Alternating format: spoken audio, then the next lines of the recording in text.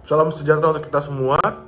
Pada saat ini saya akan membawakan dorongan sekolah Sabat untuk pelajaran kita yang ke-8 yang berjudul Yesus Perantara Perjanjian Baru, di mana terdapat ayat hafalannya dalam Ibrani 8 ayat 6. Tetapi sekarang ia telah mendapat suatu pelayanan yang jauh lebih agung karena ia menjadi pengantara dari perjanjian yang lebih mulia yang didasarkan atas janji yang lebih tinggi.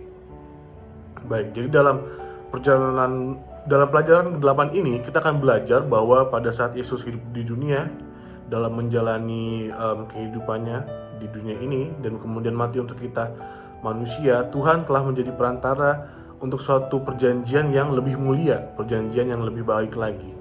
Nah, apabila perjanjian yang di awal sudah sempurna, timbul pertanyaan, kenapa harus ada perjanjian yang baru? Ini mengacu kepada Yeremia 31 ayat 31 sampai 34. Di sini tertulis, sesungguhnya akan datang waktunya, demikianlah firman Tuhan. Aku akan mengadakan perjanjian baru dengan kaum Israel dan kaum Yehuda. Bukan seperti perjanjian yang telah kuadakan dengan nenek moyang mereka pada waktu aku memegang tangan mereka untuk membawa mereka keluar dari tanah Mesir. Perjanjianku itu telah mereka ingkari, meskipun aku menjadi Tuhan yang berkuasa atas mereka. Demikianlah firman Tuhan. Tetapi beginilah perjanjian yang kuadakan dengan kaum Israel sesudah waktu itu. Demikianlah firman Tuhan. Aku akan menaruh Tauratku dalam batin mereka dan menuliskannya dalam hati mereka. Maka aku akan menjadi Allah mereka dan mereka akan menjadi umatku. Dan tidak usah lagi orang mengajar sesamanya atau mengajar saudaranya dengan mengatakan, kenallah Tuhan.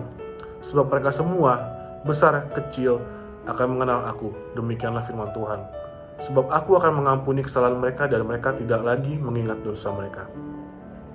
Jadi ini adalah ayat yang cukup menarik ya, dimana bila kita lihat kembali janji Allah yang lalu di zaman Yeremia masih digunakan sebagai basis yang sama dalam hubungan manusia dengan Tuhan.